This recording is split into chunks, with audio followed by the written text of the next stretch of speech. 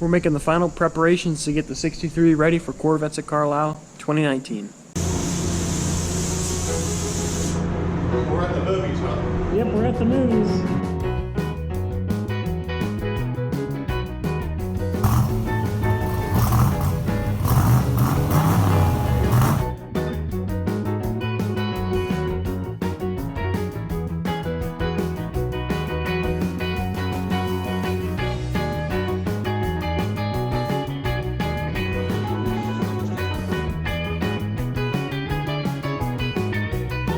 So since you saw the car last, the front bumpers are on and they look really, really good on here. The fitment is good. It took a lot of finessing and playing with the bumper brackets to get everything to line up. And there's definitely an art to getting these to fit, especially because the brackets weren't on this car and these bumpers weren't from this car. So it took a little bit of finessing, but everything worked out in the end, and I'll have a video on installing those coming up very soon. So in other news, we polished and buffed, or my dad buffed these side pieces of stainless. I got the other piece of stainless for here, and I got the top and bottom back from the polisher, and he did a really, really good job of taking all the, they're smudged now, but he did a good job of taking all the dents out of them. They were dented like almost every inch. They were really bad, and these are not easy pieces to fix, so the guy put a lot of hours into that. I have the quarter trim in behind the seats and the pinch belt caps, which you can see from here. I took the sill plate out to do that, and I need to build the kick panels, and the interior is pretty much done. So we were installing the windshield trim since it was done being polished. Top piece went on pretty good. The bottom piece was a bit of a struggle, and we're kind of playing around with the clips, and then disaster struck because we got a crack in the windshield. Whenever my dad was moving this clip over there, I was back there polishing some windshield wiper blades, and I heard a pop, bad sound, and I asked, was it the clip? He said no. Was it the paint? He said no. Was it the glass? He said yep. So I looked, I couldn't believe it. The windshield cracked. I guess the whole issue is, one, that we didn't put the trim on soon enough, so the windshield could have slid down, but I think the windshield was installed a little too low because there's not as big of a gap down here as there is up here.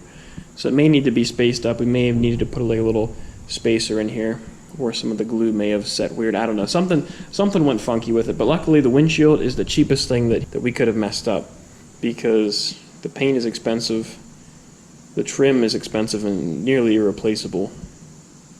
And these are actually not that expensive, and this isn't the original windshield. It's a date-coated windshield, which added a couple dollars, but it's not that expensive to replace. The part that sucks about that, besides the fact that it's broke, is the fact that I have to take all this inside windshield trim, take the visors off the mirror, and to get these pieces of trim off, you kind of have to go the whole way back with some of the trim, the way that, at least the way mine fit. So that'll probably be a winter project. So we won't focus on that too much. I'll probably put a sign over that just to cover that for the show. Other news, the car has been running pretty good. I just have to do a little bit of touch up under here, do a little more cleaning, detailing, and this thing will be pretty much ready to go. And we're going to trailer this thing here for storage and just in case it rains. So make sure you come to Corvettes at Carlisle 2019. Check out this car, all the other cars they have there to offer. It's going to be a great time. Hope to see you guys there. And it's bittersweet for me to have this car at Corvettes at Carlisle with the new mid-engine Corvettes, having the bookends of the Stingray generation, to be able to present the car to our friends who we bought this car from. Frank, who is no longer with us, I think he'd be very proud of the Corvette that we have behind me today. It's come a very long way since he had it. It was stolen from him in 1981, so it was always my dream to bring it to Carlisle and to unveil it to him, drive it through Carlisle and show him the finished product. But he's no longer with us, so he'll be hopefully watching on, and I'll just be very happy to show his son and any other family that would be there this car, because I think it's definitely a very good representation of what it was back in the day. So it's very true to its bones, and I'm very excited about that. So make sure you come check out the car. This car is going to be in the swap meet area about row K. And be sure to stop by, check out the car.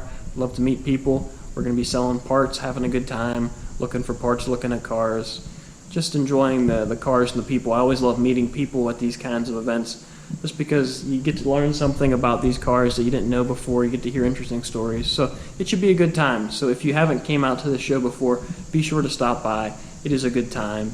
We're going to trailer the car there just because it hasn't had a lot of road time yet, since it is a fairly new build. So we'll trailer it down and we'll be cruising around the car show scene with this strutting its stuff. This will be the first time this car has been to a car show outside of our local area, but the first time this is the furthest this car has traveled in a long time. So it'll be really nice for it to get out there and show its stuff and get its story out there, how this car was stolen, stripped, recovered, and it's back as good as new now, if not better than new, minus the windshield. But this car is fantastic. It runs awesome. It sounds great. Mechanically, it's super solid. The bodywork is amazing. I'm not just saying that because it's my car. It is just a really, really, really nice 63 split window, and I'm super proud to bring it to the show. And I'm excited to show it to our friends that we bought the car from, and hopefully they like it. I mean, they've seen it before, but it's a little different whenever it moves under its own power and it's actually a car instead of a display piece. I'm very proud of this car, everything that we've accomplished with it. It's been a long time coming. I've wanted to have this Corvette at Carlisle for a very long time, so it will be bittersweet to have this car up there and cruise around and hopefully turn a few heads while we're there. So I'm excited. If you enjoyed the video, please give it a thumbs up. Subscribe to the channel if you haven't already. And we've got a lot more videos coming on this car, and then we're going to have quite a few videos at Corvettes at Carlisle. So be sure to check all that out. I'll catch you guys later because we still got some work to do.